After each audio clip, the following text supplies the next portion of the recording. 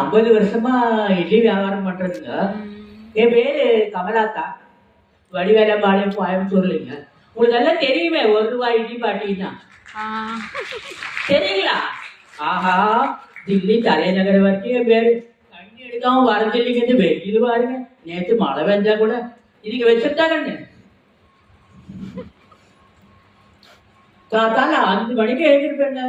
1 ரூபாய்க்கு இட்லி எப்படி கட்டுப்படியாதுன்னு கேக்குறீங்களா? அதெல்லாம் கட்டுப்படியாதுங்க. ஏன்னா ஏழைப்பாளையங்கன்னா சாப்பிட்டு போட்டு வேலைக்கு போவாங்கல்ல, ஒரு 10 ரூபா கொடுத்து ஒரு 10 இட்லி சாப்பிட்டு சந்தோஷமா போனாங்கன்னா அதுக்கு மேல என்னங்க வேணும் நமக்கு? இட்லி அவிச்சு கொண்டிருக்கேன் பாருங்க. சாம்பாரு சட்னி. வயசாச்சுங்க, 85 வயசாச்சுங்க. ஆனா தலையெல்லாம் வெள்ளையான கூட வேலை செஞ்சு செஞ்சு கொஞ்சம் உறுதியா இருக்குதுங்க.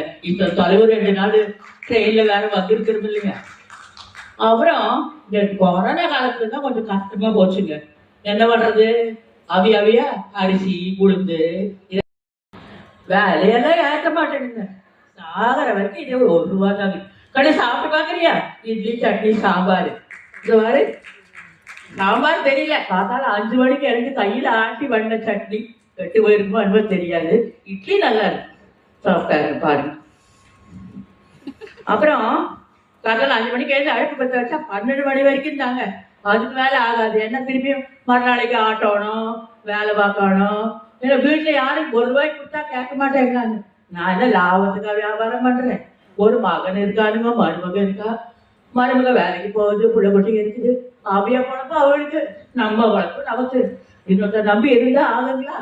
ஏதோ 50 வருஷமா இந்த வேலை பண்றதுனால எல்லாரும் சந்தோஷமா இருக்கணும். அவையவே ஞாயிற்று